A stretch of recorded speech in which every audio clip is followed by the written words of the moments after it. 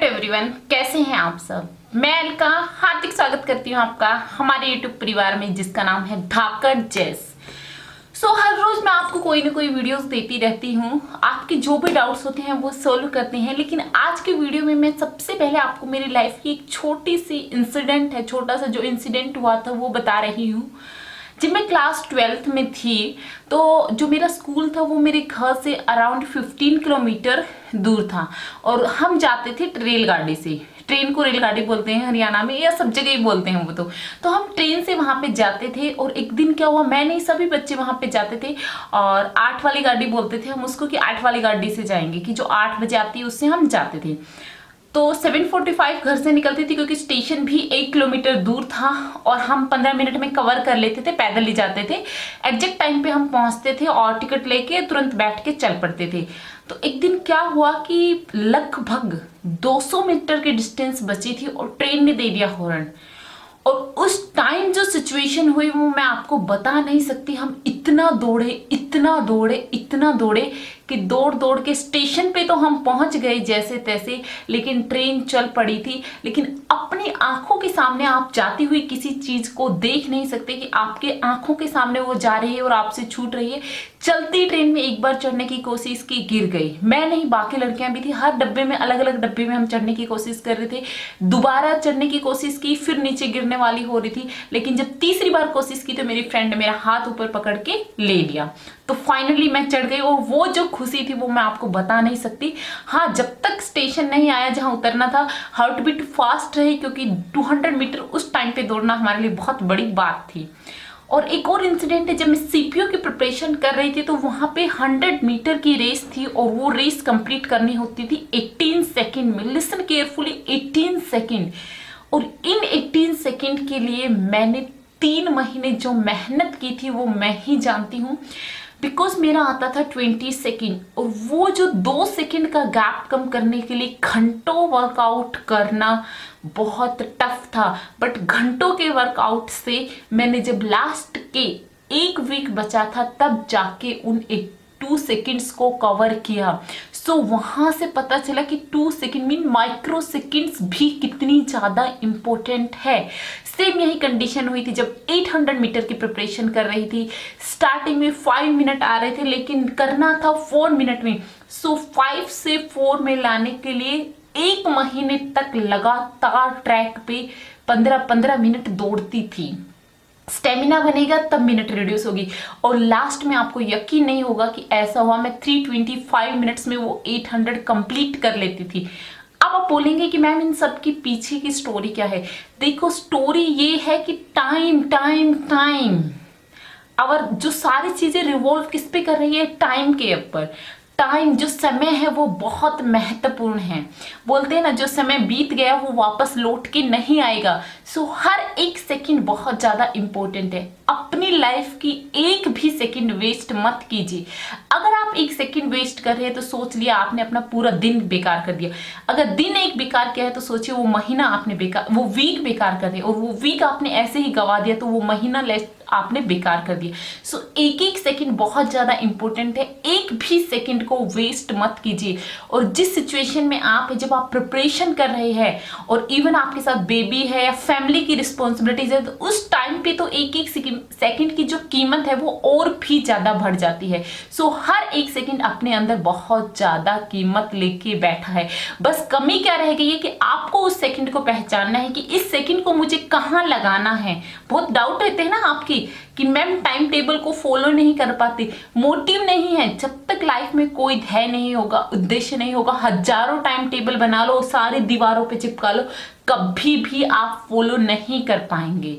उसके लिए आपके पास कोई ना कोई लक्ष्य होना चाहिए, कोई ना कोई मोटिव होना चाहिए, तब भी आप उस टाइम को बहुत इफेक्टिवली फॉलो कर पाएंगे। सब बोलते हैं मैम टाइम टेबल तो बना लिया कि 8 घंटे पढ़ूंगा, एक दिन तो पढ़ा, दूसरे दिन टाइम फिस। ये टाइम टेबल नहीं होता है। टाइम टेबल माइंड में सेट करना है आपको कि कब पढ़ना है, मुझे कैसे पढ़ना है और क्यों पढ़ना है। देखो, हर चीज के पीछे एक मोटिव रहता है। मैंने बोला ना कि ट्रेन हॉर्न दे रही थी 200 मीटर के डिस्टेंस से सिग्नल से बाहर हॉर्न दिया, वो स्टेशन पे आई, रुकी, पैसेंजर बैठाए और देन चलने लगी। तब स्टेशन पे दौड़ दौड़ के पहुंचे। मोटिव था कि ट्रेन छूट जाएगी तो स्कूल में जाते ही डांट पड़ेगी, क्लास से बाहर खड़ा कर दिया जाएगा, बस में जाना पड़ेगा, डबल किराया देना पड़ेगा और वहां बस स्टैंड से उतर के डबल डिस्टेंस ट्रैवल करनी पड़ेगी। तो एक ही लक्ष्य दिखाई दे रहा था कि दौड़ना है और ट्रेन पकड़नी है। सो ऐसे ही एक ही लक्ष्य दिखाई देना चाहिए कि टाइम टेबल को फॉलो करना है। क्यों करना है? Because I want to be this, मुझे ये बनना है, मुझे ये बनना है। उसके बाद आता है कि कोई बोलता है मैम सुबह उठ के पढ़ाई करो, कोई बोलता है मैम शाम को उठ के पढ़ाई करो। देखो, सुनो सबकी, लेकिन करो वो जो आपका दिल कहता है, ठीक है।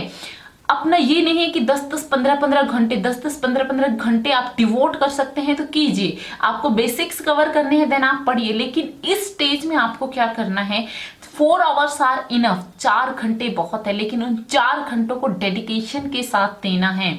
ये नहीं कि आज मैंने फॉलो किया कल मैं फॉलो नहीं करूंगा।